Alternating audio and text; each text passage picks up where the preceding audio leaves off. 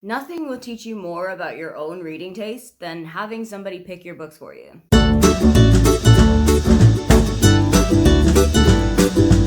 Hi, welcome, come on in. My name is Aoife, and today I am taking you through the things that I have learned from spending a big majority of this year doing readathons. Across the entire year of 2024, there were only 5 months of the year that I didn't take part in a readathon in any capacity at all, be that as just a participant or as a team captain. Some of the readathons that I took part in this year were Fabelin, there was the Amazing Readathon, there was the Battle of the Girl Bands, there was Realmathon. Some of them were team-based, some of them we were very much working on your own flow and on your own focus. And I also hosted my own readathon just last week when I hosted Holiday Rom-Comathon. So I have taken quite a lot of learnings from this entire year. If you're expecting this video to be a what I would have done differently if I had been running Spookopoly, that's not the video for you. This is not going to in any way discredit the work that any of the creators have put into their readathons, because I know how much time and how much effort and how much work goes into creating a readathon. It is merely a reflective look on what the year has done for my reading and how I think it has shaped me and what might be coming in the years ahead. The most important thing, and the first thing that I noticed, is that a readathon really keeps me focused on what it is that I want to read. For a lot of the readathons that I took part in, you only found out the prompts within like a couple of hours. You only found out the prompts exactly as you were supposed to start them. For others, you had them with a couple of days advance, you had a couple of weeks to prepare yourself. But I found that no matter how much time we had to prepare, I always found myself knowing exactly what it was that I wanted to read on, and it would keep me focused on that exact thing. For the Amazing Readathon, for example, I knew that the majority of my reads were going to be in the general or in the historical fiction areas. For the Irish Readathon, I knew everything was going to be written by an Irish author. For Holiday Rom-Comathon, I knew that it was going to all be in a kind of Christmassy rom-com feeling. So that definitely did keep blinkers on in a way, because I knew where exactly to look in my shelves. I knew exactly what area, the library or the bookshop, to go and check out. Something that I did notice about myself though is that I personally felt like I always had to be reading. If I was listening to a podcast or if I was watching something on TV, in particular for the readathons that were team focused and points based competitive readathons, I felt that I had to be reading constantly with no break for anything else. And I know how unhealthy that is. I know how one track minded that can be. It's a kind of a flip side to the keeping me focused that I already spoke about. It kept me way too focused, and I think maybe a little bit too narrow on some things. I would always berate myself for picking up a podcast or for turning on Netflix, or if I was going out on a walk and if I put on a playlist, for example, I would always say, well, why aren't you listening to your audiobook? I just felt like I had to always be reading, and it didn't matter if I was doing something else, which I think gave me major burnout. I took September off readathons this year because in June, July, and August, I had been doing pretty heavy readathons. I had been doing the Amazing Readathon in June, which was competitive and points based. I had been doing the Mid-Year Scramble in July, which wasn't as competitive, but there was also a kind of a do-it-yourself kind of a focus to it, with a bingo board that you needed to tick off and fill out.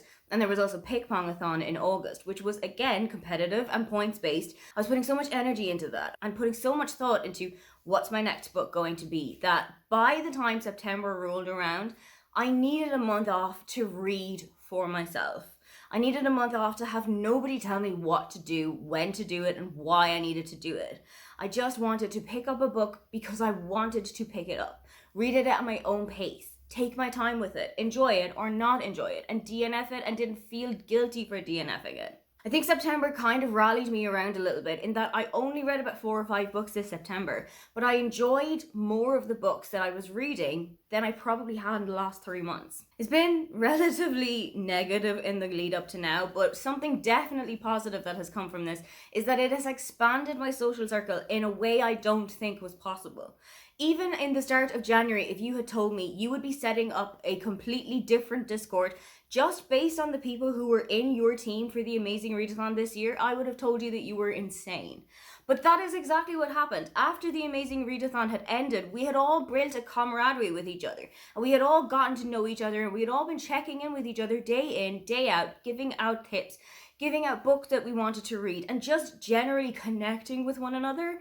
that by the time June ended, we didn't want that friendship that we had started to build to end. So we set up a Team Friends Discord server that we all check in now and then. It's definitely not as frequent as it was during June, but we would check in now and then. We would tell each other things that are going on in our lives, check in again with books that we're reading. And I really enjoy that aspect of it. I really enjoy having that little community that I have built and that I have garnered and fostered in the 6 months that have happened since June. It's been an absolute pleasure to get to know all of these people and to really build a friendship with them. As I said at the beginning of the video, there were only 5 months across the entire year that I didn't take part in a readathon at all. Those were January, April, May, September, and November. And I felt FOMO if it was one that I didn't take part in. I know so many people were talking about the Magical Readathon in its August iteration, and I felt an insane amount of FOMO that I just wasn't ready to take part in it. I hadn't done any of the preparation that you have to do in it in April, and I know that I would have been welcomed into the August part even if I hadn't done the April part, or even if I hadn't taken part in any of the other ones, since G has changed up the system from what it was before. But I just didn't feel like I was ready to come in August, having had no preparation in April, having not set up a character and not set up a backstory. Perhaps it's something that I can do next year in April. I'll see how my energy levels are. I'll see how my creativity is. But this year, I just couldn't commit to it. In those 5 months, though, I found it really difficult to decide what to read.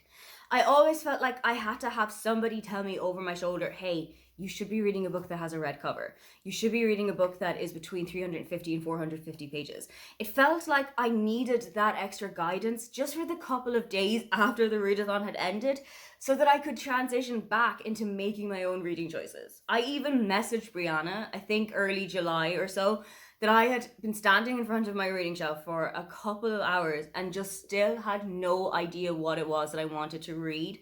I knew that I wanted to get back into the reading swing because I took a couple of days off in early July to just reset from having read so much in June. But when it finally did come time to pick a book and to pick it up, I felt like a deer in headlights. I had no clue where to go. I didn't know what I was in the mood for. I didn't know what kind of a thing I wanted to read.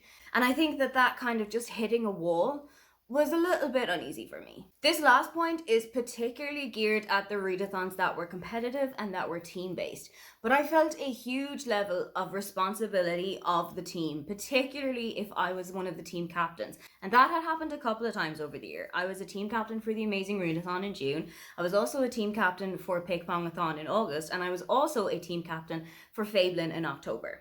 For the other couple of months that I was also in competitive readathons, I don't think I felt as pressured to keep reading and to keep going and to keep being positive. But definitely for June, August, and October, I really did feel, just from myself, there was never any kind of an influence from any of the 3 hosts of this readathon, but I did feel a kind of a particular push of myself that I had to be the one to buy the team up, and I had to be the one to keep everybody going and to check in all the time and see how everybody was doing.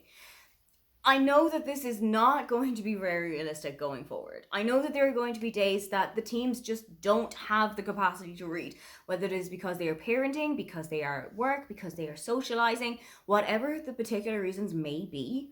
I think I just needed to remind myself at times that there needed to be a balance, not only in my life, but in my reading as well. I couldn't just sit on my couch and read from sun up to sundown every single day, because I still have a job, because I still have friends that I need to see, because I still have socializing that I need to do.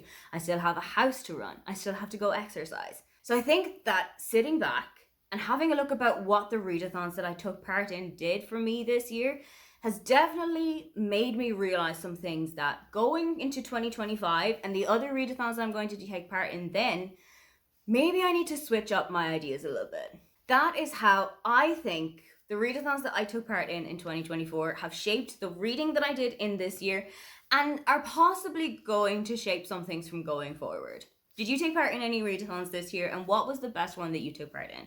If you would love to leave me a comment but you can't think of anything you'd like to say, then just leave me a stack of books emoji. Don't forget to like and subscribe because I have new videos up every week. Now, get on out of here.